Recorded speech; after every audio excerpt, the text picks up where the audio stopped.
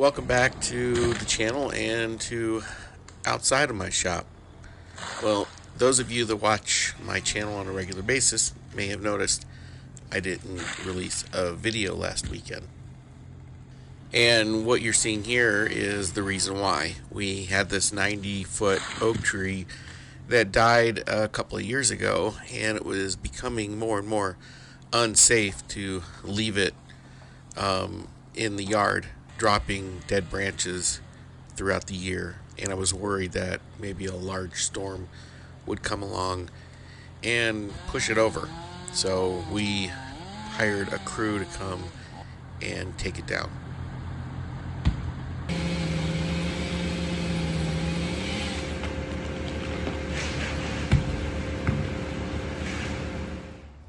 Well, we have a fire pit in our backyard that we like to burn some wood in the cooler months of spring and fall here in Ohio, and I opted to keep the wood rather than have it hauled away.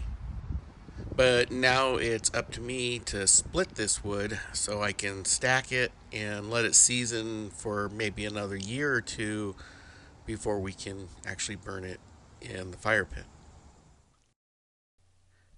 So I decided to rent a log splitter, very much like the one pictured here, that I could then use to split all of that wood into more manageable pieces. Now you might be able to tell from this photograph, or then again maybe you can't, but this thing is pretty big and it's heavy. To bring it home, I actually towed it behind my pickup truck. But getting it from my driveway all the way into the back of my backyard presented a different challenge. I do have a riding lawnmower, but I'd have to figure out some way to attach the log splitter to the back of this thing so I could tow it around the house into the yard. Now I could buy something like this off of Amazon, but I've got a welder, I've got tools, and I got a pile of scrap metal, so I'm just going to make one. Well, I'm going to go off of the design a little bit, at least the one that I could have gotten from Amazon. Just taking a couple of quick measurements here on the tractor, and then we'll get started. I'll use a piece of this 1/4-inch plate for the bottom and top caps.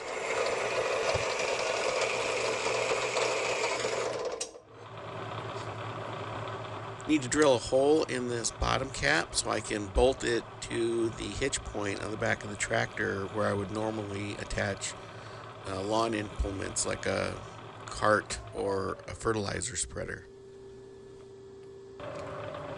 The top plate will get a slightly larger hole to accommodate the 2-inch ball.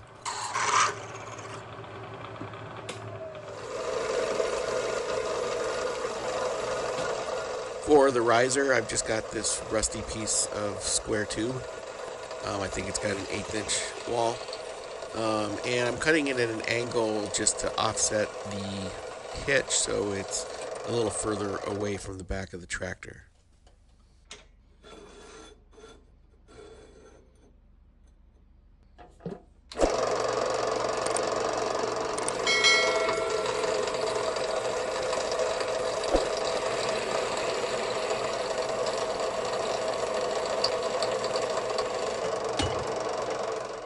I'm going to fire up my prime weld MIG 180 and we'll use that to weld this together. This has some 030 diameter wire in it, and we're running 19 volts at around 350 inches per minute.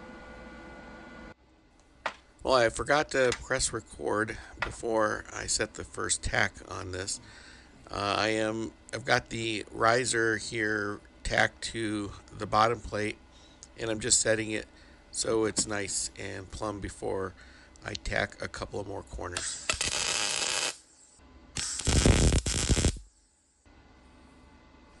I'll finish welding that in a bit, but first I want to go ahead and tack on the top plate. So I'll clamp that down to the table first and then align the riser. I'll tack this first corner here before adjusting it for plumb. Well, that was so far off it actually broke the tack. So I'm going to sort of bias this a little bit to the right here and retack it.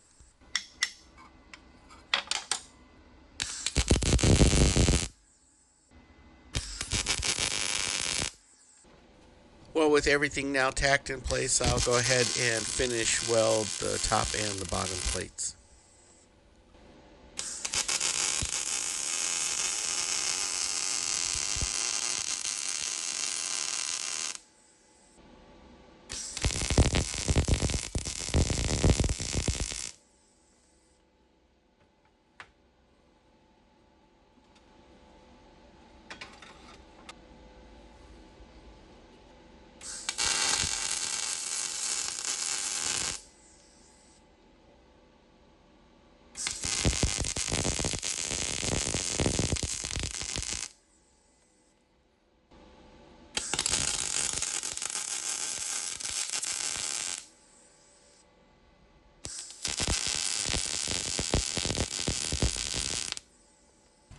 Well, for the side braces, I'm going to utilize these existing holes that are stamped in the back of the tractor and just run a 5/8 tap through them.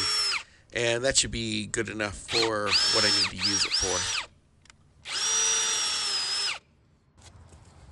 Well, I know this camera angle isn't the best, but it's the best I could do at the moment. But I'm going to need to take some measurements here for the side braces, so I'm just going to bolt this up temporarily to the back of the tractor hitch so I can kind of see what length and what the angle is going to need to be on these side braces.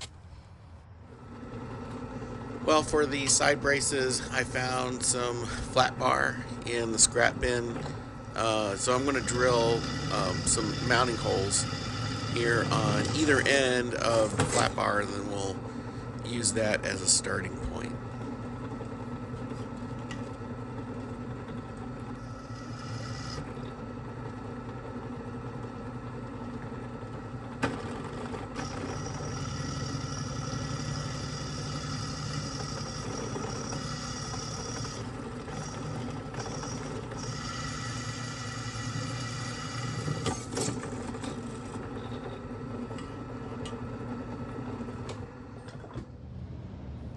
Use a protractor here to kind of get a rough idea of the angle that I need to bend this flat bar at in order for it to meet up with that hole and the riser.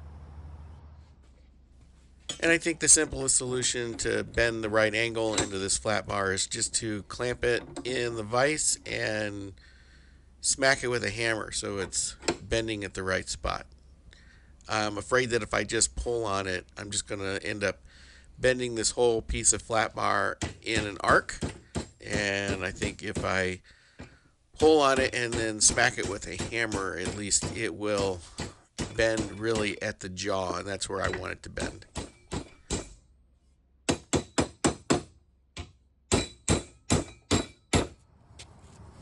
Well, after some trial fittings and some adjustments to this angle here, I'm going to mount this into the back of the tractor so I can figure out the length that I need to trim this to.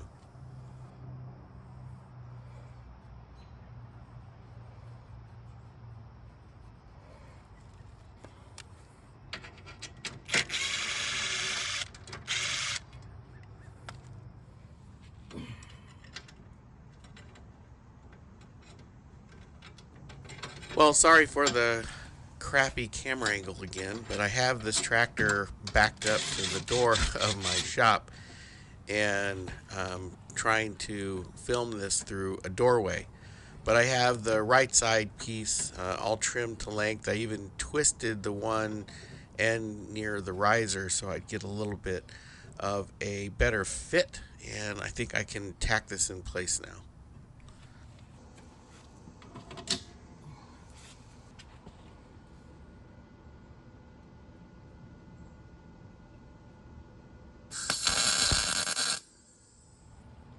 Well, off camera, I fit up and trimmed the left side so I can mount this now into the back of the tractor and get it tacked into place.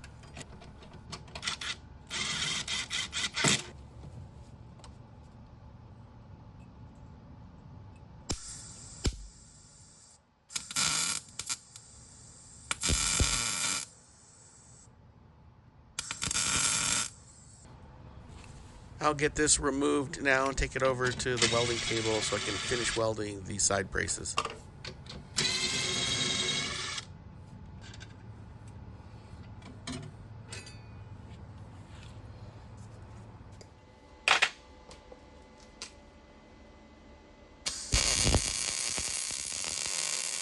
You know, I'm not winning any welding contest with this junk, but quite frankly, this is going to get used once, maybe twice in my lifetime, because I hope I never need to take another tree down. And if I do, which I probably will, I'm not keeping the wood this time. Someone else can have it.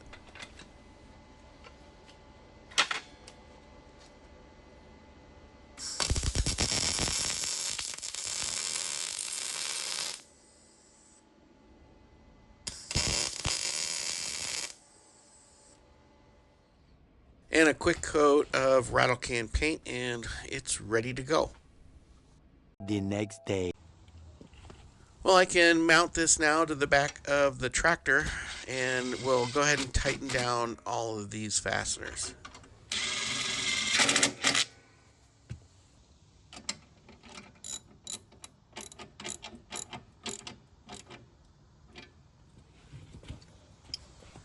And then the last thing I need to put on is the ball.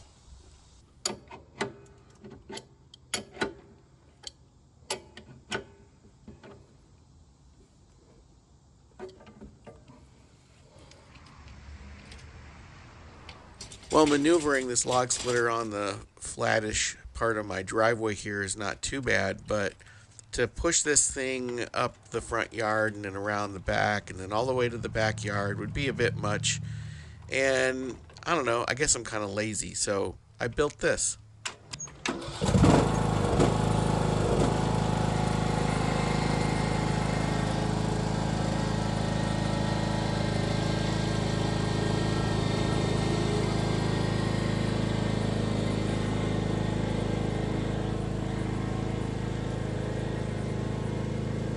One eternity later.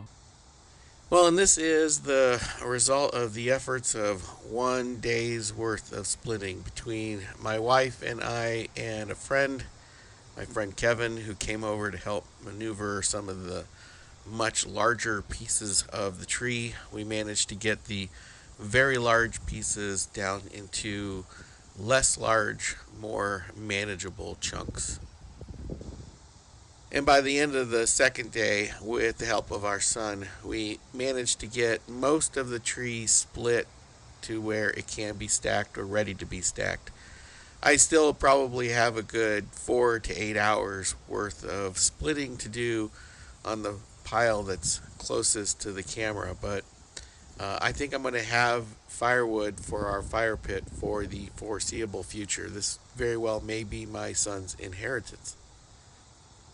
Well, it was a quick and easy project, and I enjoyed making it, partly because I haven't used the welder in a while, and partly because maybe I'm just too cheap to spend the $40 on the one that was already made, which may or may not have worked on my tractor anyway. But this one is custom made. If you liked the video, give it a thumbs up. If you're not a subscriber, I would appreciate you subscribing. Thanks for watching, and we'll see you on the next one.